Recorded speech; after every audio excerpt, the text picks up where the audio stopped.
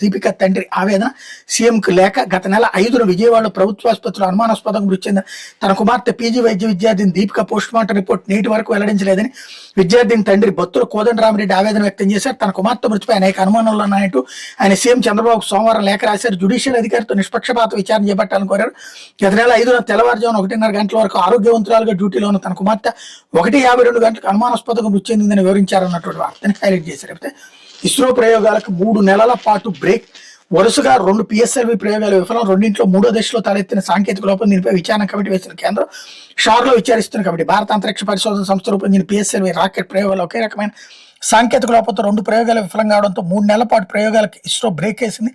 గత ఏడాది మే నెలలో PSLV C-61, ఏడాది జనవరిలో PSLV C-62 రాకెట్లు విఫలమైన తర్వాత మళ్ళీ ప్రయోగాలు జోలికిపోలేదు.